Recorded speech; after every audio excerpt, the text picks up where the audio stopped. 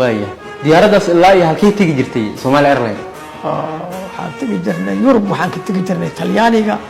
iyo Jarmalka waa gartay wadamada Carabta Sacuudiga Emiraadka Qatar waa ayaan tagi jirnay sanadka ayay ahayd aniga waxaan ku beeray 83 waa gartay 81 baan ku beeray waaye laakiin diyaaradaha waaweyn waxaan inaan wado marka hore mid local aan ku duulay laakiin marka dambe inaan kuwaas u wareego 83 baan ku beeray way markaas dawladda awood ay lahayd shacabka Soomaaliyeed qayb ka ahayeen dadka xilligaas Yurub aadi jiray oo ganacsiga iyo ganacsatada waxaan qaadaynaa waa ganacsatada Soomaaliyeed waaye dad Soomaaliyeed oo shaqooyin u socda oo fuuda waxaan qaadaynaa madaxweynaha laftiisa waxaan qaadaynaa meel kasta geeyay madaxweynaha waxaa dhici jirta marka qaarkood inuusan asagu diyaarad kiraysanin diyaaradda baasajeer ka wado rakaab ka wado inuu raaco haday dariiqaas oo socdo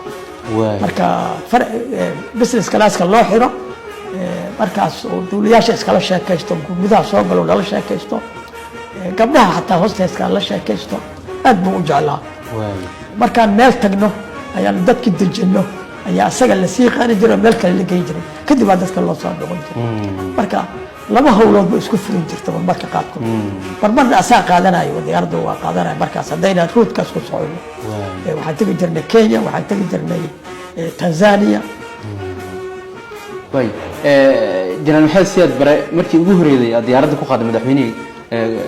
ka waran markaas alkeegeedi markii ugu horeeyay diyaarad fakra ku qaaday xabar aniga ba kulay ba asaga aniga iyo bilowta kale markaas diyaaradaha laba ayaan gasay hargeysa waxaan geynay hargeysa waxaan ka qaadnay burcaan geynay waan ka qaadnay waxaan geynay Boosaaso waxaan ka soo qaadnay Garowe waan keenay Garowe waan ka soo qaadnay waxaan keenay Gaalkacyo dhulku soo maray anaga waan ka soo noqonay mar kale diyaaradaha ku waaweynaa ilaa weyna waxaan geynay Ciraaq waan ka soo qaadnay Masar baan keenay waa ka noqonay kuweydaan geynay kadibna xamar aan soo noqonay waayahay riyadaada ku aadan in dib loo soo celiyo Somali Airlines ilaa inta ay gaarsiisay ma dhib badna mana sahlana marka waxay ku xiran tahay siyaasadda dawladda